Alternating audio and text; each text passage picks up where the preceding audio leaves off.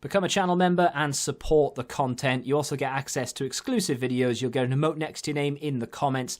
The link for that can be found next to the subscribe button or in the description. And beat the random lottery that is FIFA points by buying the coins direct from u7buy.com. Use code TVM at checkout for a 5% discount, or if you're a new customer, get 8% discount. The link is down below. What is going on, guys? TVM here. Welcome back to a brand new player review. We have the centre mid, Curtis Jones, today. Tomorrow I might have the left mid, depends on whether I can do that on another account or not. 4-star, high work rate, 6'1".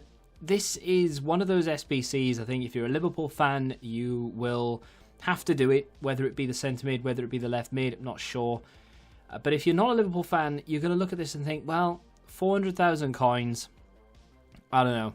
I think there's probably better places to put that money in this game. You could argue that for a lot of cards, but he's, I mean, in terms of the left mid itself, right? So I know this is the centre mid, but the left mid is like most player pick SBCs. There's always one that's better than the other, and in my opinion, the left mid is probably better than the centre mid. And you might be questioning why I took the centre mid. I'll talk about that in a minute. 90 pace, 90 dribbling, 86 shooting and passing, with 82 physical and only the 65 defending on the left side.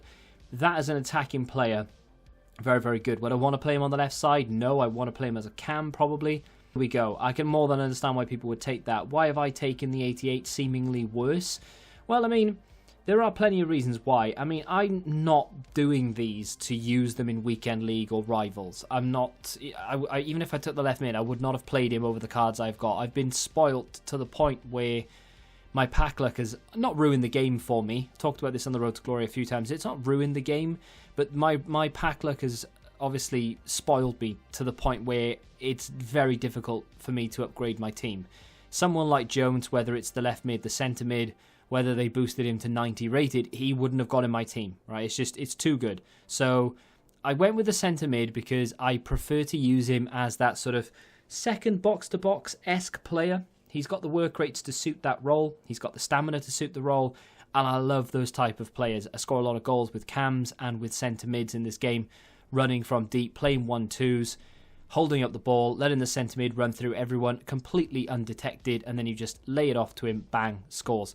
And there's a goal in here as well from him that's, again, a very, very good goal. I wouldn't say it's vintage Curtis Jones because this is a Future Stars. He doesn't really have that in his locker just yet, but it is something that I really like because I don't think my opponent was expecting it, and I'll talk you through it when I do it. It's not that, like, exotic or exciting. It's just...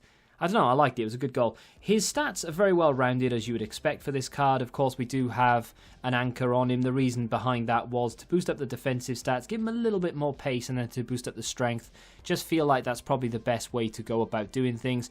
He can still shoot, though. 82 finishing is not the best, but he can still score some pretty decent goals. You'll see evidence of that, especially when we get to that clip I'm talking about. It's just a nice goal, just a solid goal. I don't think my opponent was expecting it at all, and I really enjoyed myself. The passing on this card is what really makes it pop, though. He is very, very good at playing it out from, well, anywhere, really. In this position, playing a good ball down the line. A lot of players can do that sort of thing, and that's fine, but he does it consistently, without fail, every single time. And it's from acute angles, it's right down the line without it going out of play. He can obviously shimmy back and forth with the dribbling and ball control that he has. It's not amazing, but it's good enough to, I don't know, get himself out of a few situations here or there, and to bamboozle defenders as well, actually, when he's on the edge of the area. And like I said, I'll show you that in just a second. There is a clip, actually, in this review of Jari Litmanen scoring a bit of a banger. It's got nothing to do with Curtis Jones. It was just such a good goal, and I felt so good after scoring it, I've got to show you it. So that'll be at the end of the clips.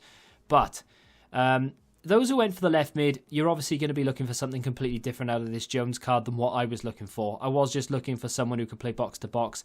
It also allowed me to play Jari Litmanen a little bit further forward. Jari Litmanen, just in case you don't know, my favourite football player of all time. So that's why I'm just constantly playing with Litmanen in the starting 11. But I was using him as a secondary CM, but Litmanen is better suited to a cam. So having Jones now allows me to play with Litmanen further forward. This is actually, for those of you who didn't notice, this is actually my past and present Liverpool team. I think the majority of the players within the starting 11 are Well, then again, maybe not. I was going to say they are still Liverpool players, but they're not, because Jari Litmanen, of course, is retired. Torres is retired. Brewster's gone to Sheffield United, thankfully. And and yeah, I think there might be one or two others. I do have a Kenny Dalglish, actually, but he is currently up on the transfer list because he's tradable. This is the goal.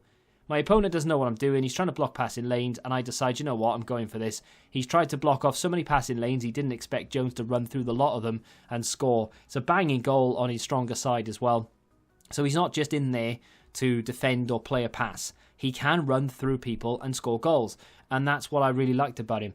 Didn't improve the finishing, didn't improve, you can't improve composure, but I've not gone and given him a chem style to improve the finishing or anything like that. That's natural. So he can burst through and score that type of goal. He's got the 4-star, which is really nice. Big fan of that. Just a solid card all round. I mean, I've praised it and not really said anything bad about it, and I'll get into that in just a second, but we might as well talk about, this is an effort from the edge of the area. That was the last effort of Jones. This, though, is the Jari Litmanen goal. Now, I know a lot of you are going to look at this and think, it's not that good. At the time, I felt like, because it's Jari Litmanen, I don't really score that many goals with him, so when I do score a goal with him, and it's a decent goal. He's about to score. No, look at that. We'll take a closer look in just a second. Ball rolls 2 players, gets in, a little bit of a left stick, and then it's a goal. Quite simple stuff. But if we go back and have a look at that move, look at this. Oh, that is sexy. That is a good little move. Anyway, let's talk about Curtis Jones.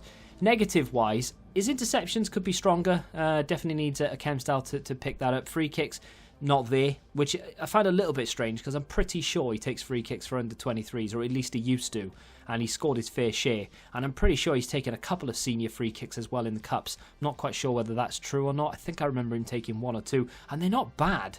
And he can score from distance as well, so I don't really understand why the free kicks are down at 70. So in my opinion, that should be a little bit higher. I think this is a good card, and I think if you do it, and you bear in mind that, 400,000 coins is probably a little bit overpriced, I still think you would get, not value for money, but you'd get a lot out of your money. You'd have a card that could really perform, hold up the middle, do a little bit of everything, play it forward, come back and defend, very strong. He does have that high and average body type, a little bit on the leaner side, sure, but I still think this is a very good card. Like I said, I wish it was like 100, maybe 150k cheaper than what it is.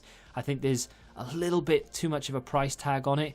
The left wing is probably valued higher in a way, even though they're both the same price, obviously. But I think the left wing should probably be a little bit higher. So it's a little bit on the stranger side. Maybe they should have done 2 separate SBCs, made one cheaper than the other. I don't know. But either way, let me know what you think of him in the comments, because this is going to divide opinion, I'm sure. If you don't like it, don't do it at the end of the day. I did it because A, content, B, Liverpool fan. So, I just thought, why not? Let's just give it a go, right? But yeah, I think he's solid, but he is, in my opinion, a little bit overpriced. Definitely cards on the market that do a very similar job for half the coins, if not even less than that again. If you have enjoyed this play review, though, do me a favour and hit that like button, subscribe to the channel if you're new, and until the next time, goodbye. Join the Betting Rebellion and find out what your football knowledge is really worth.